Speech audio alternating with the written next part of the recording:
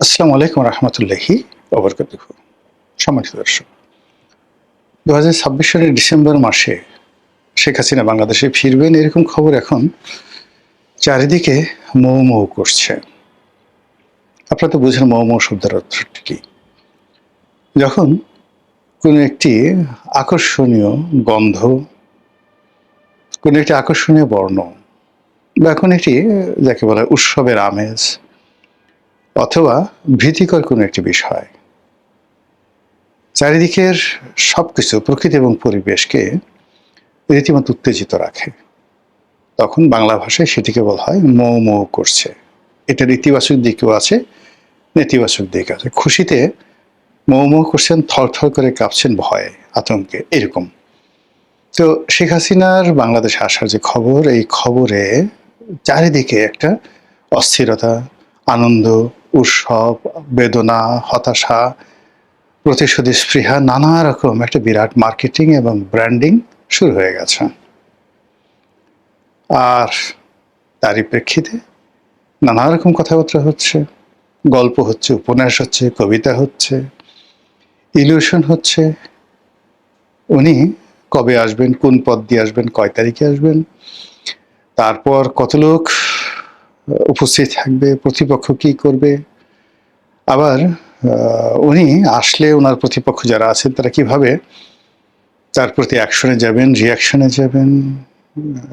যারা প্রতিপক্ষ তারা প্রথমত নানা রকম কথাবার্তা বলছেন যে আরে শেখ হাসিনা একটা ভিতুর ডিম, এমনি এমনি সারা জীবন মানুষকে ভয় দেখিয়েছে, নিজে এমনি ভয়ে পালিয়ে গেছে, সে আবার বড় বড় কথা বলে। সাবেক যে অন্তর্বর্তীকালীন সরকার সেটার যে তথ্য উপদেষ্টা জনাব শফিকুল আলম, তিনি এই কথা বলেছেন।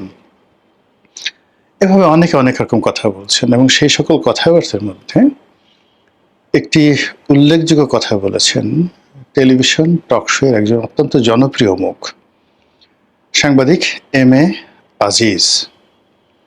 জনাব এম এ আজিজ মূলত একজন প্রথিত যশা মুক্তিযোদ্ধা, বয়স্ক মানুষ, এখন ৭৩-৭৪ বছর বয়স, এবং যুদ্ধাহত মুক্তিযোদ্ধা। যুদ্ধের সময় সরাসরি তিনি যুদ্ধ করেছেন এবং সেই প্রতিপক্ষের যে বন্দুকের গুলি তার পায়ে লেগেছে, এখনো তিনি সেই অপারেশন করা পা নিয়ে খুঁড়িয়ে খুঁড়িয়ে হাঁটেন। একসময় ছাত্রলীগ করতেন, তারপরে আওয়ামী লীগের সঙ্গে তো সম্পর্ক ছিল, কিন্তু পরবর্তীতে বিএনপির প্রতিষ্ঠা হওয়ার পরে বা যে কোনো সময় তিনি বিএনপি রাজনীতির সাথে সম্পৃক্ত। তার সবচেয়ে বড় পরিচয় হলো তিনি টেলিভিশনে খুব খোলামেলা কথা বলেন। কোনো দালালি করা বা পক্ষপাত দুষ্ট কথাবার্তা বলা, এই জিনিসগুলো তার বিরুদ্ধে কেউ বলতে পারবে না। যেমন ধরুন, আমি আওয়ামী লীগ করতাম বা ফজলুর রহমান সাহেব একসময় আওয়ামী লীগ করতেন, আমাদের কিছু কিছু কথার মধ্যে আপনি আওয়ামী লীগের একটা টান পাবেন, মমত্ব পাবেন, কিছুটা পক্ষপাত দুষ্টতাও পাবেন, এটা বাস্তবতা। কিন্তু আজিজ ভাই একমাত্র ব্যক্তি, আরেকজন আছেন মাসুদ কামাল, সাংবাদিক মাসুদ কামাল, মোরাললেস যেটা সাদা মনে হয় একদম বিনা স্বার্থে সাদা বলেন, কোনো আবেগ থাকে না, কিচ্ছু থাকে না। আর যেটা কালো মনে হয় সেটাও তিনি কোনো রকম আবেগ ছাড়াই সেটা বললে ফেলেন। এই দুজন মানুষকে আমি সাম্প্রতিক সময়ে দেখেছি যারা আমার চাইতেও নিরপেক্ষ। তো সেই দিক থেকে সাংবাদিক আজিজ তিনি যে কথাটি বলছেন, যে একটা ব্যাপার আমার মাথায় ঢোকে না, এই যে শেখ হাসিনা যে বাংলাদেশে আসতে চাচ্ছেন বা তিনি যাওয়ার পর থেকে যত রকম কথাবার্তা বলছেন, এসবই আমরা অডিও মানে তার কণ্ঠস্বর শুনতে পাচ্ছি। এবং এখনকার যে প্রযুক্তি, সেই প্রযুক্তিতে শতভাগ একদম 100% কারো যাকে বলা হয় কণ্ঠস্বরকে একেবারে রোবোটিক যে তার যে স্বর, সেটাকে বাদ দিয়ে হুবহু স্বরে উপস্থাপন করা সম্ভব। 19-20 হবে না, 99% হবে না, একদম 100% কণ্ঠস্বর একেবারে এআই এর মাধ্যমে তৈরি করে বলা সম্ভব। এগুলো এক। এবং আলটিমেটলি 90% অ্যাকুরেসি চলে এসেছে সেই ফিজিক্যাল যাকে বলা হয় অ্যাপিয়ারেন্সে। অর্থাৎ আমার যে কোনো একটা ভিডিওটিকে তারা কনভার্ট করে আমার পুরো অ্যাটিটিউড দিয়ে তারা ৩ ঘন্টার একটি সিনেমা তৈরি করে দিতে পারবে এআই। এই প্রযুক্তি চলে আসছে এখানে। ছবি দেখলে আপনি বুঝতে পারবেন 90% আপনি বুঝতে পারবেন যে এটা সত্য, আর 10% আপনার সন্দেহ হবে। কিন্তু যদি বলা হয় যেটা গোলাম মোল্লা রনির কণ্ঠ, এক্ষেত্রে আপনাকে শতভাগ আপনি প্রতারিত হতে পারেন। তো ওটাই আজিজ সাহেব বলছিলেন যে আমরা যে শেখ হাসিনার ভাষণগুলো শুনছি, সেই ভাষণগুলো ওনার কিনা এটা তো জানতে হবে। এমনও তো হতে পারে তিনি অসুস্থ, তিনি মরে গেছেন, তাকে মেরে ফেলা হয়েছে, তিনি আর নেই, এখন তাকে অস্ত্র হিসেবে ব্যবহার করে এই কাজগুলো করা হয়েছে। এরকম একটা কথা আমি শুনলাম একটা টেলিভিশন টক শোতে তিনি বলেছেন।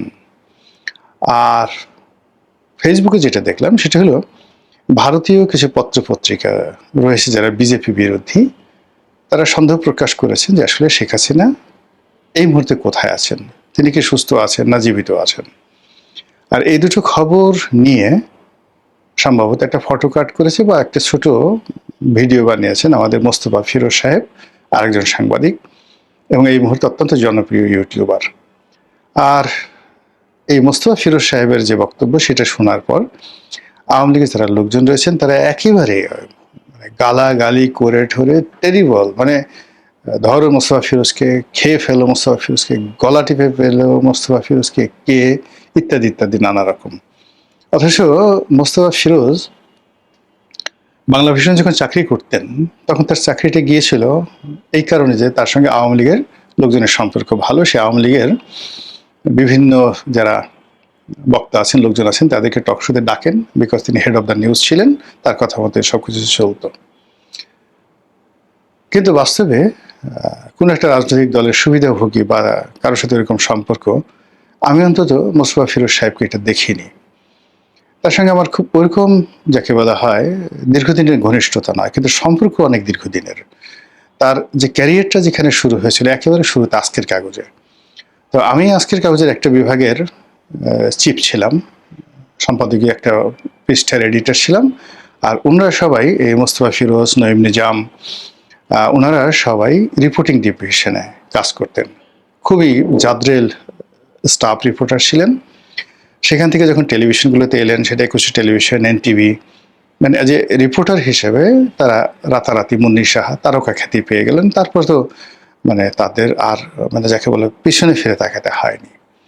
সাম্প্রতিক সময় গত করোনার পর থেকে আমিও যখন ইউটিউবিং করছি, মোস্তফা ফিরোজ সাহেবও ইউটিউবিং শুরু করেছেন, ওর পর থেকে আমাদের মধ্যে একটা অ্যাডাপশন সম্পর্ক, পারিবারিক সম্পর্ক সেটা গড়ে উঠেছে। তো একান্ত আলাপ আলোচনায় তাকে একজন ভদ্রলোক বলে মনে হয়েছে। তারপর ঝামেলায় জড়াতে চান না, জামাতকে খুবই ভয় পান, পার্সোনালি জামাতকে ভীষণ রকম ভয় পান, এবং এতটা ভয় পান যে এই নির্বাচনের আগে সামহাও তার একটা সন্দেহ হয়ে গিয়েছিল যে জামাত সম্ভবত ক্ষমতায় চলে আসবে। এই জন্য তার সে যে কি আকুতি, বিনিদ্র রজনী। তো সেই কারণে কি হলো যে বিএনপি যখন ক্ষমতায় এলো তখন বেশ তিনি আন্দোলিত ছিলেন।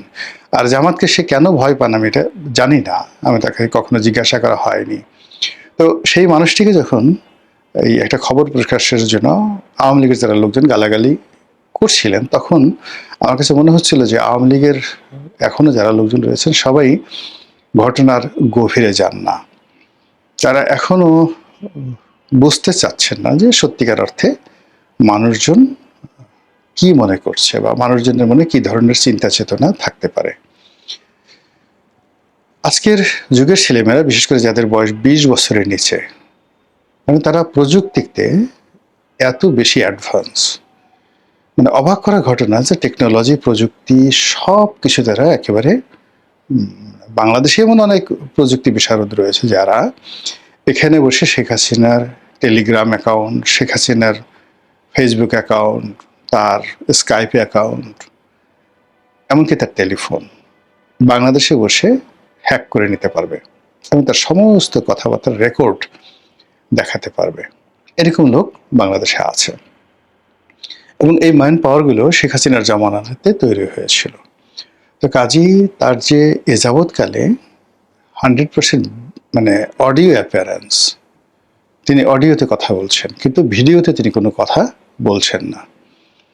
এটা নিয়ে কেন জনগণের মধ্যে সন্দেহ হবে না বলেন তো?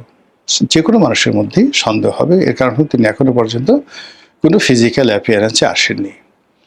কেন আসেননি, কি কারণে আসেননি বা আসছেন না, তিনি, তার লোকজন বা ভারত সরকারের পক্ষ থেকে এই ধরনের কোনো কথাবার্তা বলা হচ্ছে না।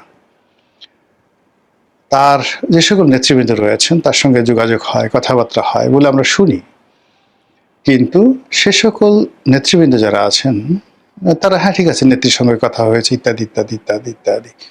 তো এটাও এখন এমন একটা প্রযুক্তির বিষয় হয়ে গেছে যে বিশ্বাসযোগ্যতা অর্জন করার জন্য, ধরুন আমার একটা টেলিফোন, শুধুমাত্র একটা দুটো তিনটে টেলিফোন আছে এখানে রইলো, এবং যে কোনো লোক টেলিফোন করলো, ওই টেলিফোনে তার সঙ্গে আমার যে এআই প্রযুক্তি, সেই প্রযুক্তি তার সঙ্গে প্রতিটি কথার যে উত্তর এবং একেবারে সঙ্গে সঙ্গে উত্তর দেওয়ার মতো অবস্থা রয়েছে, SMS থেকে শুরু করে সব জায়গাতে।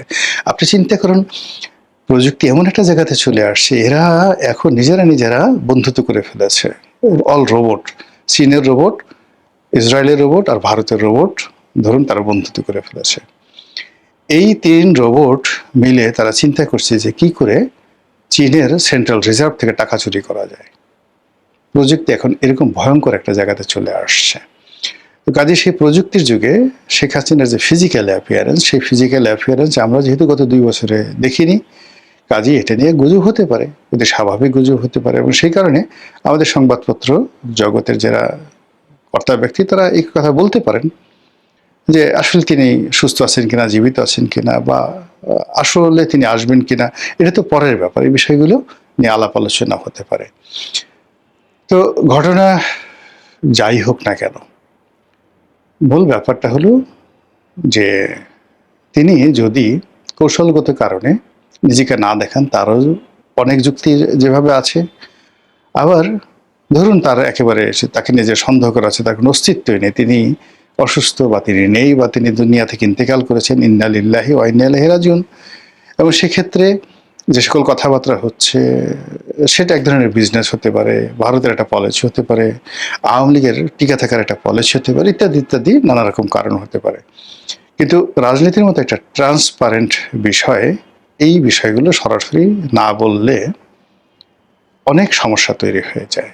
তাছাড়া মানবজাতির ইতিহাসে এখন নয়, সে আদিকাল থেকেই জনপ্রিয় প্রভাব ফেলে যারা ব্যক্তিবর্গ রয়েছেন তারা হয়তো অনেক সময় মারা গেছেন, কেউ যুদ্ধক্ষেত্রে বা কোনো পরিবেশ পরিস্থিতিতে। এরপরে ক্ষেত্র বিশেষে 2 বছর, 3 বছর, 4 বছর, 5 বছর পর্যন্ত সেই তথ্য গোপন রাখা হয়েছে। প্রাসাদের মধ্যে ছিলেন, কবর হয়ে গেছে, কিন্তু বাইরের লোক জানতে পারেনি। এর মধ্যে নতুন ধরুন রানী গর্ভবতী, বাচ্চা হয়েছে, প্রসব হয়েছে, 5 বছর তার বয়স হয়েছে, এরপর হঠাৎ করে একদিন ঘোষণা দিয়ে তারপর সেই নবজাতককে বা শিশুকে সিংহাসনে বসানো হয়েছে। এরকম অসংখ্য ঘটনা ঘটেছে। তো কাজী এই যে শেখ হাসিনা এখানে আলোচনা হচ্ছে, এটার ইতিবাচক দিক আছে, নেতিবাচক দিক আছে। আমি ইতিবাচকও বললাম না, নেতিবাচকও বললাম না, কিন্তু যে বিষয়গুলো নিয়ে তিনি এই কথা বলার পরে আলোচনা সমালোচনা হচ্ছে তারই একটা অংশ আপনাদের কাছে তুলে ধরলাম। মহান আল্লাহ আমাদের সবাইকে হেদায়েত দান করুন এবং হেফাজত করুন। আসসালামু আলাইকুম ওয়া রাহমাতুল্লাহি ওয়া বারাকাতুহু।